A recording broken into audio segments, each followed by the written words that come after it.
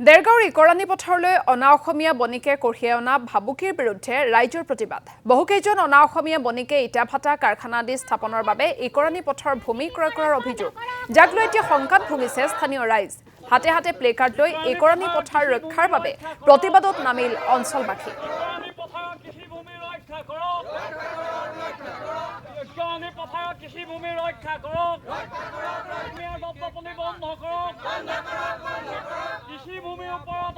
আৰু এই সন্দৰ্ভত আমাক সবিশেষ জনাব মৃদুস্মন্ত বৰুৱাই।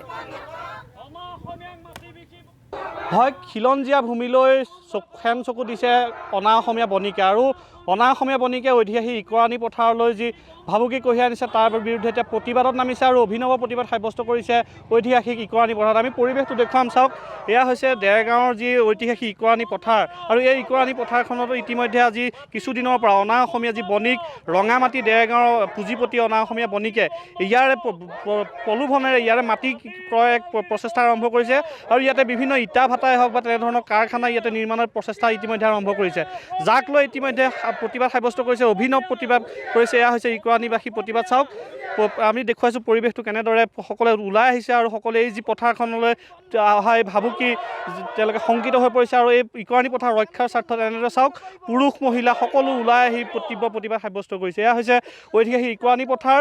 দিলীপ আগৰৱালাই হওক বা কেইবাগৰাকী অনা অসমীয়া বণিক আছে, যিকেইগৰাকী বণিকে একেবাৰে ভাবুকি কঢ়িয়াই আনিছে, যাক লৈ সকলোৱে তীব্ৰ প্ৰতিবাদ কৰিবলৈ ওলাই আহিছে। মোৰ সৈতে আছে কথা পাতিবলৈ যত্ন কৰি আপোনালোকৰ ইকৰাণী পথাৰখনলৈ ভাবুকি কঢ়িয়াই আনিছে অনা অসমীয়া, যাৰ বাবে আপোনালোকে আজি প্ৰতিবাদ সাব্যস্ত কৰিবলৈ ওলাই আহিছে। হয়, আপোনালোকে দেখিলে অলপ আগত দেখিব দুটা পানী যোৱা কালভাৰ আছিলে, কালভাৰ দুটা বন্ধ কৰি পেলাই থলুৱা চাগে ইয়াত দুজনমান দালাল জড়িত হৈ আছে, কাৰণ থলুৱা মানুহ ইয়াত জড়িত হৈ নাথাকিলে অনা অসমীয়া বণিক আহি পেলাই ইয়াত মাটি কোনে ক'ত কাৰ মাটি বিক্ৰী কৰিব কি কৰিব সেইখিনি কোনেও নাজানে। আৰু এই পথাৰখন অসম এখন কৃষি প্ৰধান ৰাজ্য, এই কৃষি প্ৰধান ৰাজ্যখনৰ যদি এখন বৃহৎ পথাৰ যেনে ইকৰাণী পথাৰখনৰ ৰৈ যিফালে চাই সেইফালে দেখিব এখন বৃহৎ কৃষিভূমি।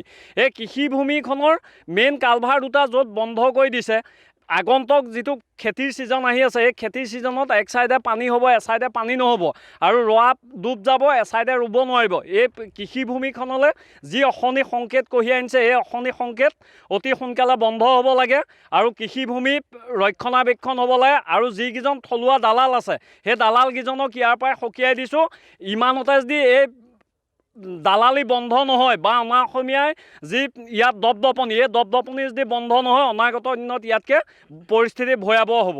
চাওক, তীব্ৰ প্ৰতিবাদ সাব্যস্ত কৰিছে এইসকলে। মহিলাসকলো আছে, মহিলাসকলো আজি ওলাই আহিছে। আপোনালোকে পথাৰখনত এতিয়া অনা অসমীয়া বণিকৰ হেনচকু পৰিছে, যাৰ বাবে আজি আপোনালোকে প্ৰতিবাদ সাব্যস্ত কৰিবলৈ ওলাই আহিছে। চাওক, আজি আমাৰ হ'ল ইকৰাণী পথাৰখন এখন কৃষিভূমি। আমাৰ থলুৱা যিসকল খেতি কৰা মানুহ আছে, এই কৃষিকৰ্ম কৰিয়ে লগত জড়িত হৈয়ে পৰিয়াল একোটা পোহপালন দিয়া আছে। আপোনালোকে সেয়া দেখিবই, দুটা পুল আছিলে, পুল বন্ধ কৰি তেখেতলোকে আমাৰ আচলতে ইয়াৰ মাজত আমাৰ মাজত কোনোবা আছে যদিও নাজানো দালালগিৰি, গতিকে আমাৰ থলুৱা দালালগিৰিয়ে বণিকসকলক মাটি বিক্ৰী কৰাত সহায় কৰে। সেই সহায় অনুপাতে আজি দুটা পুল বন্ধ কৰি দিলে। বন্ধ কৰি দিয়াৰ ক্ষেত্ৰত আজি সেই ইকৰাণী কাষতে গেৰাবিল নদী এখন আছে, নদীখনলৈ পানী যাবলৈ মানে পানী এটা লৈ থাকে, গতিকে সেই উটো আজি ভাগি যাবলৈ আছে। ভাগি গ'লে আমাৰ স্থানীয় ৪-৫খন গাঁও বানাক্ৰান্তত পৰিব লাগিব। আৰু এই পথাৰখনতো ইতিমধ্যে মাটি ক্ৰয় আৰম্ভ কৰিছে। মাটি ক্ৰয়টোতো সেইটো হয়েই, কাৰণ মাটি ক্ৰয় কৰি পেলাই ইয়াত কিছুমান মানে অনা অসমীয়া বণিকে মানে ইণ্ডাষ্ট্ৰী হওক, ইটা ভাটাই হওক, আপোনাৰ ৰঙামাটি পূবাপুৰ এইফালে দেখিলে আপুনি তেওঁলোকে দেখিবই। গতিকে আমি এই ইকৰাণী পথাৰৰ মাজৰ পৰাই সকীয়াই দিব বিচাৰিছোঁ যে আপোনালোক যদি আমাৰ থলুৱা কোনোবা দালালগিৰি আছে, তেখেতসকলকো সকীয়াই দিব বিচাৰোঁ যে আপোনালোকে ইমানতে দালালগিৰি বন্ধ কৰক। আৰু অনা অসমীয়াসকলকো অনুৰোধ জনাইছোঁ, আপোনালোকে ইকৰাণী পথাৰখন কিনিয়ে আমাৰ অসম মানে খেতিয়কসকলৰ মাজত মানে সমস্যাৰ সৃষ্টি নকৰে যেন। সকলোৱে সকীয়াই দিছে। চাওক, পুৰুষ মহিলা সৰ্বস্তৰৰ লোক ইতিমধ্যে ওলাই আহিছে। আমাৰ বিভিন্ন যিজন আছে জ্যেষ্ঠসকল আছে। আপোনালোকৰ এখন পথাৰ, এখন কৌটিকলীয়া এখন পথাৰ, এই পথাৰখনত এতিয়া দেখিছোঁ অনা অসমীয়া হেনচকু, যাৰ বাবে আপোনালোকে আজি পথাৰতে আহি সাব্যস্ত কৰিছে প্ৰতিবাদ। হয়, আমি প্ৰতিবাদ কৰিবলৈ বাধ্য হৈছোঁ, তাৰমানে আমাক বাধ্য কৰোৱা হৈছে। এইখন আমাৰ কৃষিভূমি, আমাৰ জীৱন জীৱিকাৰ সম্বল।